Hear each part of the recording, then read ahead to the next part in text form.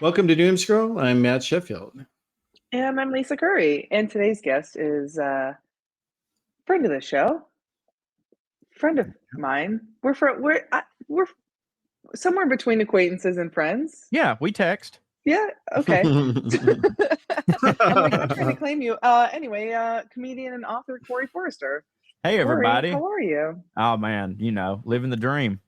It's a beautiful day in democracy and the greatest country on earth. How can I complain? Woke up alive. Good, yeah. Yeah, well, hey, and it is a good day because Donald Trump, one of his trials actually fucking started today. So, like, you can't ask for more, I think. He's actually in court, which is nice. I also read just before we started recording, I saw a tweet that says he apparently dozed off in court, which, it's boring to be charged with crimes. So he's just now like actually in court, because I feel like he's been in court for a very long time on account of I keep seeing court renderings of him, looking like a toucan or whatever. And like, I just got to tell you, the next time I go to court, I hope it's for some rich people shit, because it seems so laissez-faire, like if you hear me talking and you see how I look, you can ascertain that, yes, I've been to court a lot. You know what I mean? But every time I went to court, it was like I did the thing, and then not long after that, I had to go to court, and it didn't go well for me. But when you're rich, it seems like they accuse you of something, and then 5 years later, maybe we'll go talk to a judge about it. Yeah. And maybe you'll get convicted. That's basically, and that is his entire strategy for everything is delay, and file all these bullshit motions, and and he can get away with it because he's having his people pay. His donors are paying for this shit. Donald Trump is the greatest scammer in American history. Like, yeah, it's inspirational. There's no one better. I'm not even kidding. I'm like, this is amazing. I'm the fool here. I'm paying my own bills. Yeah. What a joke. No, you're correct in saying sincerely that it is amazing, because like I talk about that every now and then with, my liberal minded friends, and I'll be like, dude, honestly, what Trump's doing is incredible. And some of them will be like, oh, nothing that guy does is incredible. I'm like, hold on. I hate him. What he's doing is wrong, but the word wrong is not the antithesis of incredible. Things can be incredible and wrong. What he's doing is fucking amazing. Like, regardless of whether you like him or not, when it comes to grifting, no one on earth has ever been the snake oil salesman that this dude has. And like, because he campaigns on, why not elect me? I don't need your money. I won't even take a salary. And then 6-7 years later, it's, hey, either PayPal me, or you can buy this gold-plated horseshoe that has my initials on it to pay for my. And they move the goalpost so much, they're like, well, we have to. It's patriotic to give this guy money, even though he doesn't need it because he's the richest man in the world. Yeah. Well, and it's even better than that though, too, because some of his followers are starting GoFundMe's for him. Mm-hmm. He's barely even having to ask for it. They're like, we got it, boss. We're taking care.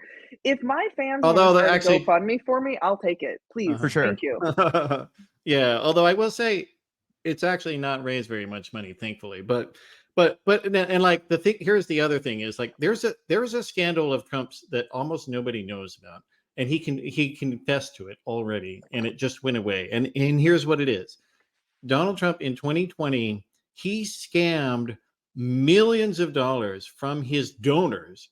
He checked a box for them by default that said double my donation. Oh my God. He's the fucking goat. God. Yes, and he literally stole their money, and he had to give it back because he broke the law, and he admitted that he stole from his own supporters. Did he give it back? Money. This is fucking incredible. Yeah, it's a weird situation, because on the one hand, I don't want Trump to have money, but on the other hand, I want people that like him to have less money, so it didn't all not work. It is tough because I'm also like, I need to scam these people, but then I'm like, but then I have to pretend that I support him in some way. Like I would have to make the t-shirts that I would then be subjected to seeing later. Yeah, it's a whole thing. It's sort of like I feel like I could be a televangelist and a really good one, but what I'd have to do is throw away all of my pride and dignity, and I'm not willing to do that, and I assume you aren't either.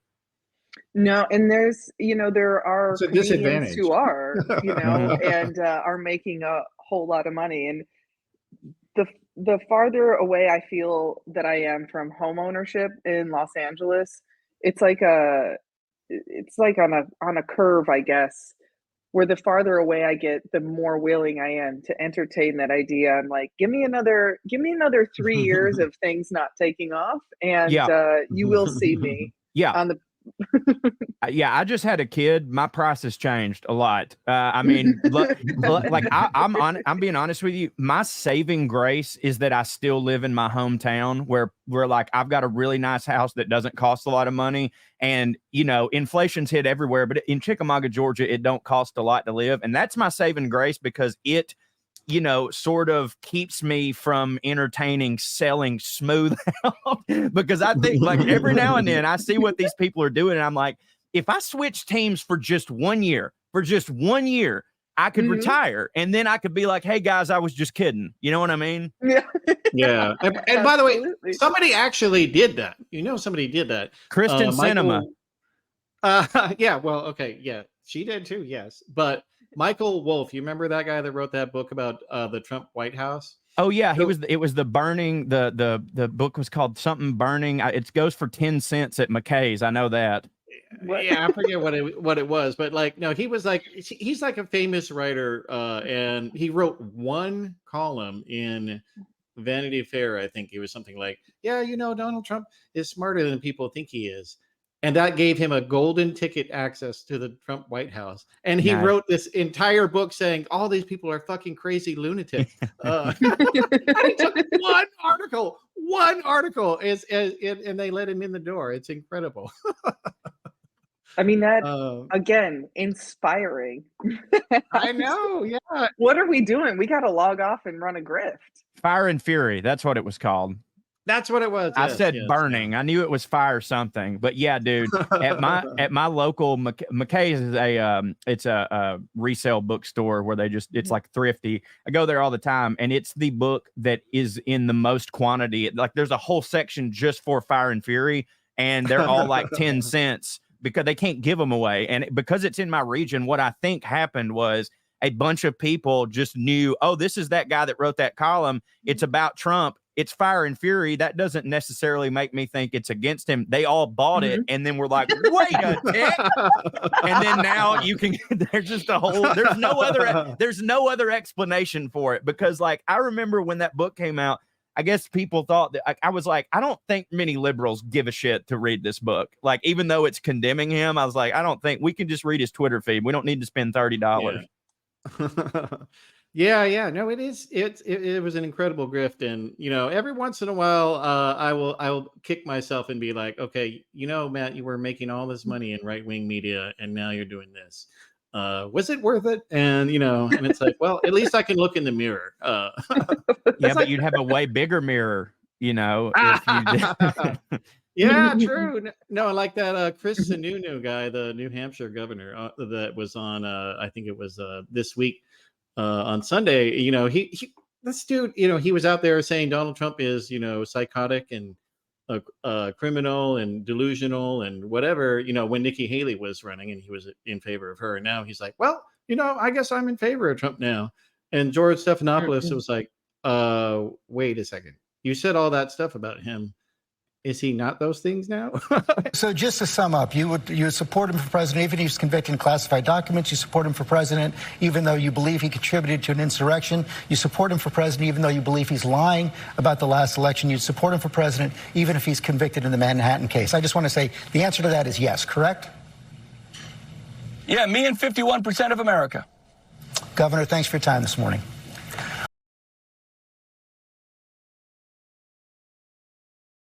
Yeah, that's pretty ridiculous. It's a thing though. Like I've heard people, around here, some of my family be like, they were like, if Donald Trump legitimately murdered a person, I would still vote for him over Joe Biden because it's like, well, because he didn't kill me. You know what I mean? It's like, I still think he'd be a better president. I have I don't family know. like that as well. And it's like one family member who's still like super MAGA keeps going on about immigrants this and immigrants that. But meanwhile, these people aren't paying attention to like the actual policy that was moving forward that Biden was backing, that Trump was railing against, and it was exactly everything that he wanted in the first place, or like maybe not he wanted, because he wanted a fucking moat with alligators and snakes and shit, but like it was what Republicans wanted also, and what all these people are saying they wanted, but they weren't paying any attention to this. Yeah, well, like Biden did a lot of that stuff with the rural infrastructure and manufacturing. Like a lot of people in America, in rural America, in Trump America, have a job now because of Joe Biden. And but it's also like a failure of Joe Biden for not fucking telling them that and telling them where this shit came from. And it's like, yeah, I think a really good like black ops thing for Democrats to use in their favor is like all of these Republican bills that are horrible and should not get passed but are pretty popular. They should just get Joe Biden to back all of them, because then his supporters will be like, wait a minute, there's no way, and then there you go. That's what I'd do. But Democrats don't play to win. You know what I mean? No, not at all. But yeah, I mean, speaking of dirty tricks, though, like the Robert F. Kennedy Jr. campaign, it is crystal clear now that this whole thing is designed to trick gullible, stupid liberals into voting for this guy. And this woman who was running his campaign in New York, she basically said that her name is Rita. Okay, so this woman who's running Kennedy's New York State operation, named Rita Palma, she gave a speech to Republicans over there and was like, "Hey, you guys, we have the same enemy, and it's Joe Biden." So I'm gonna just roll the clip. She said all of this on video. It's incredibly stupid, but here it is. If nobody gets to 270, then Congress picks the president. So who are they going to pick? Who are they going to pick? If it's a Republican Congress, they'll pick Trump. So we're rid of Biden either way. Does everybody follow that? Yay. Okay. Yeah.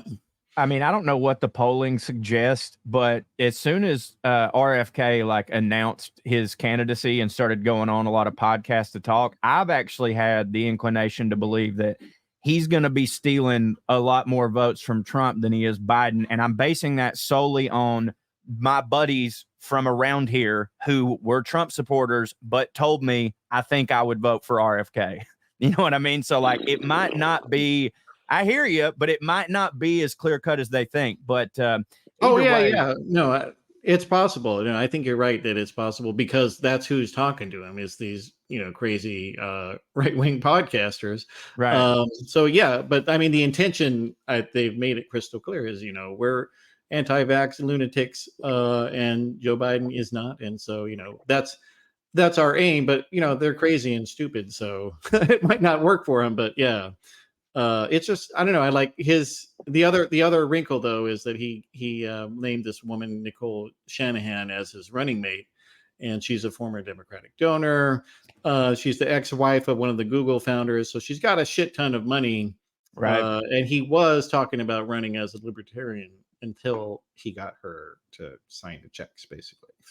and so what, he's running as is he so now he's not going to do that. Yeah. Okay. But is he running as a Democrat, or is he just running as an independent? Like as an independent, some random party whose name I can't even remember, and no one. I mean, I like the idea of more people running for president, so we don't just have two fucking options.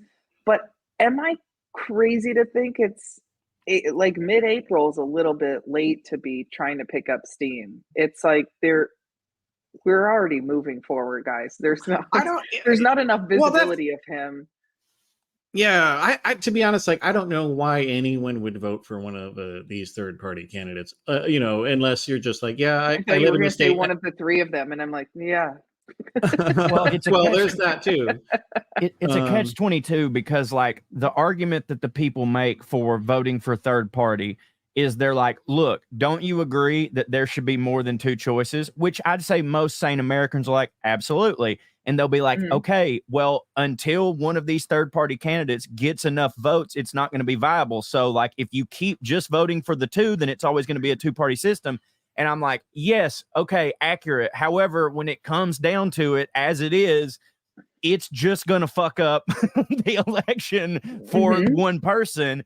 And right now it feels like this is too important of an election. Now, granted, like, I don't know if there'll ever be a time going forward where it doesn't feel like that. Like, I know that every election, someone's made the argument, this is the most important election of our lifetime. As crazy as it sounds, I'm sure there were some people saying that about Clinton and Dole, and it couldn't have been a less important election.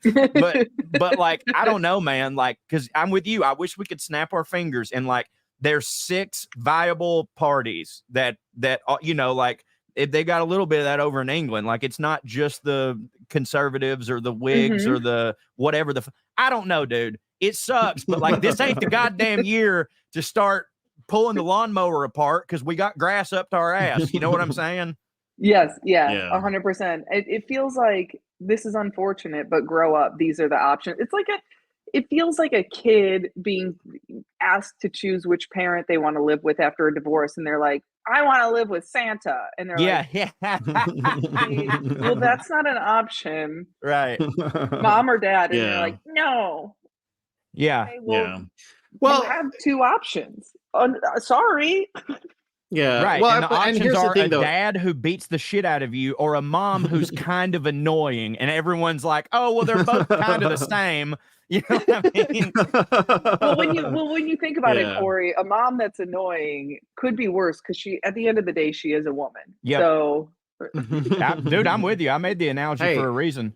That was Hillary in 2016. Yeah. Right. But you know what though? Like, there is actually a solution to this whole third party problem, which is ranked choice voting. Right. Whenever I try to tell somebody who's into, you know, like other party candidates about it, their eyes glaze over. And I'm like, this is the only way that you have a chance. So you should fucking focus on this before you do any of this other bullshit about candidates. Like, your candidates will go nowhere. But if you let people vote for more than one candidate, then that's good for you. So fucking do that. But they don't do it. And, you know, like, that's why to some degree I have to think that a lot of these people that are out there, you know, are just trying to be the spoiler. I mean, I think like Cornel West, like, why the fuck is that dude running for president? He has no experience, no qualifications. He owes over $100,000 in taxes and child support. That's it. That's rookie numbers for somebody running for president. God damn, you got to get them up. It's also like, I mean, just name recognition alone. I'm like, what did 10,000 people in the country know who he is? The same thing all with RFK. I'm like, if I asked any one of my friends in Indiana, like, oh, what do you think about RFK running? They'd be like, who? What are you talking about? Yeah. Bobby's boy? What? Didn't he die in a plane accident? Yeah. Yes, exactly. That reminds me though of Trump over the weekend. He had another bout of dementia at one of his speeches, and it is just a thing to behold. And I'm going to actually roll a clip of some of his greatest hits here. Hold on, I got to make sure I have the right one. Oh fuck, they're both the same. Is this Gettysburg? It is, yeah. So good. So, all right. So here's the clip. Show great weakness. This would not happen. United States SEAL. So he said weakness. Yeah.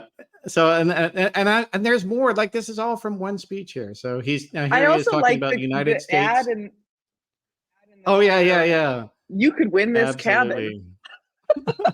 Yeah, right side broad. They literally put fucking ads on the TV. Yeah, when I first saw that, I was like, what the fuck is this? Is this Trump putting that on the screen? What is this? But no, it's just typical right-wing media rifting. $1 million in cash or Uncle Tom's Cabin. Which one do you want? It's a tough choice.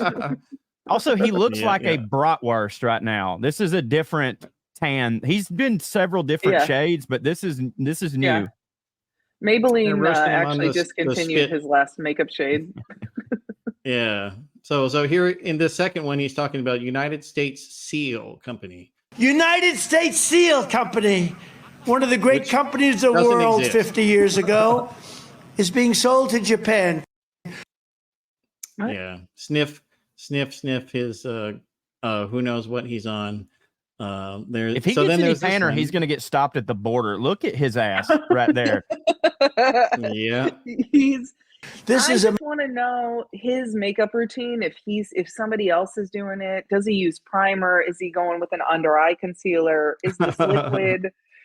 Yeah. I need to know. He could use a smoky eye, I think. That would really flatter him. Yeah. So and here's the third one here. magazine that I've never read.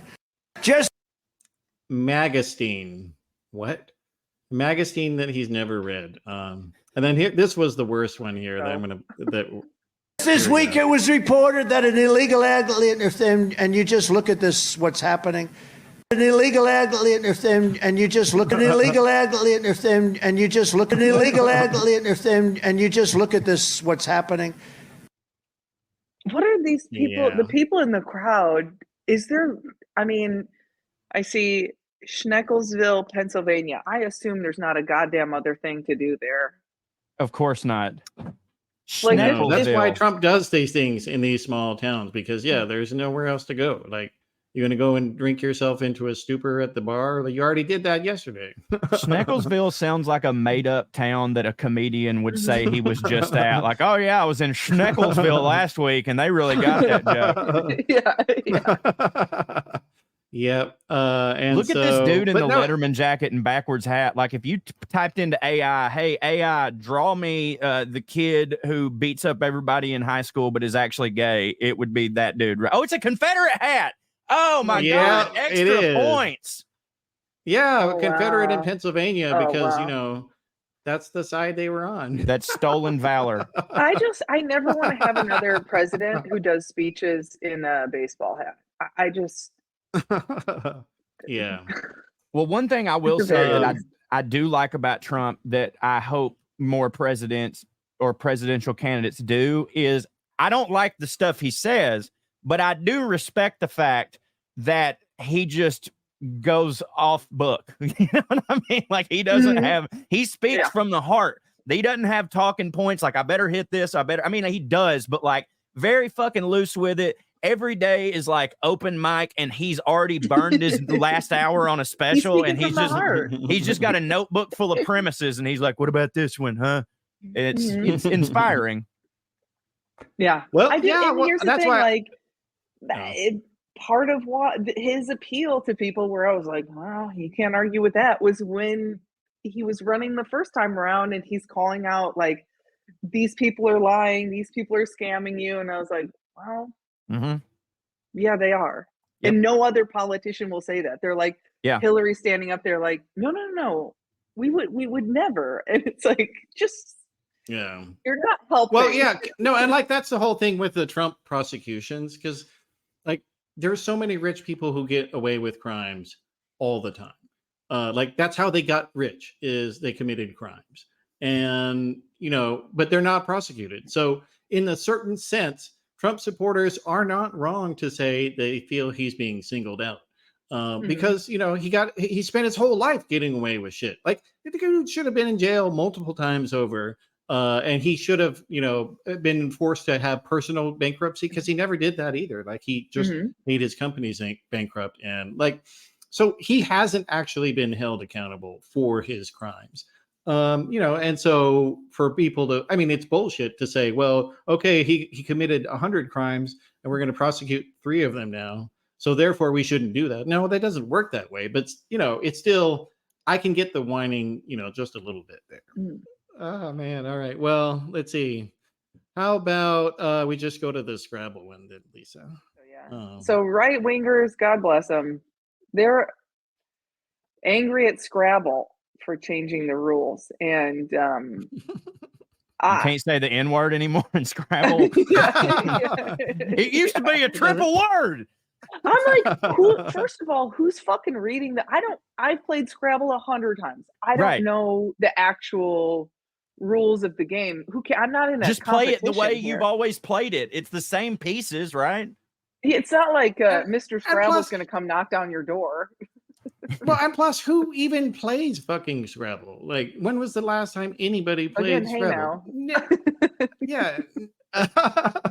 I mean, like that's what my thought is. Like, because that whenever a company goes and like does something like this to be like, oh, we're doing a different thing there, it's because their sales are in the fucking toilet and no one's buying their shit. So they want you to talk about it. That's all it is. It has nothing to do with woke or any of this shit. It's just like they want someone to talk about it, like the MS or whatever the fuck.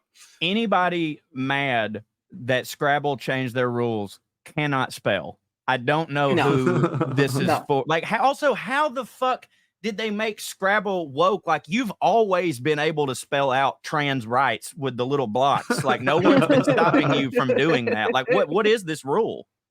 Well, okay, well, so, and it's not even the official. So it's an additional set of rules in which it is team oriented and not about winning. Oh, so it's like a participation trophy thing that they're mad about. Yeah. Yeah, basically to make it less competitive. And it's like, have you ever played Scrabble with, a 5-year-old? Are you really getting off beating a 5-year-old at Scrabble? Like, there's something fucking wrong with you. Well, I don't play anything. That's where you get your life satisfaction. I don't play anything unless I'm going to win. But like, also just play by the fucking rules that you want to play. Like, no, and they're not getting rid of them. Yeah, right. That's No, right, yeah. If no board game can write something in their rules to make you more or less competitive, either be competitive or don't. Like, yeah, I hate this fucking world. I love Monopoly. I couldn't tell you what the official rules are. I have no idea. It's like, that's the whole point of a fucking board game is you do whatever the fuck you want with it, and who cares what the rules are. Also, if somebody comes by, if you do get roped into a game night for some reason, if you do end up at a game night, and the second somebody starts talking about official rules, I'm leaving. What are we doing? Right.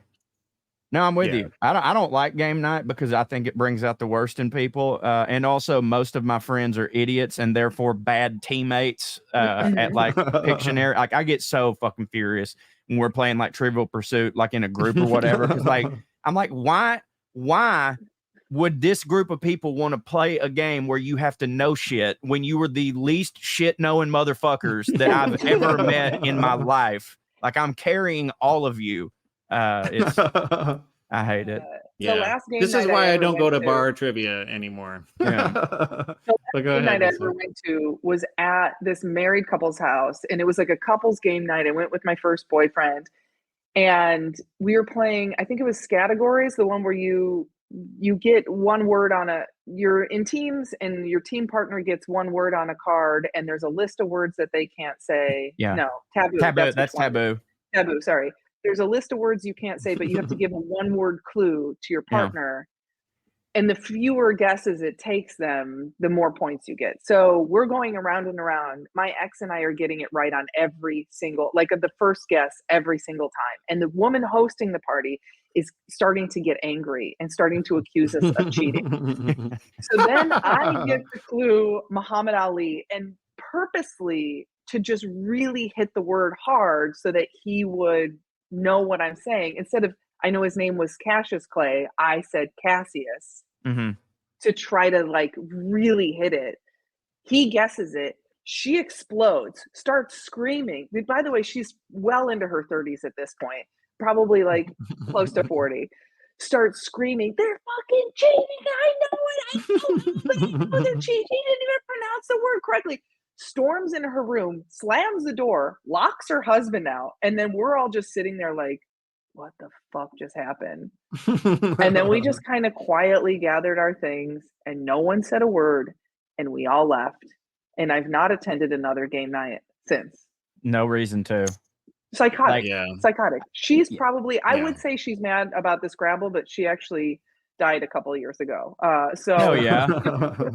She missed her chance to be mad at Scrabble. From blood pressure, high blood pressure. It's just dumb. Like, I mean, yeah, like the only people left playing board games at this point are people that just want to have fun and relax.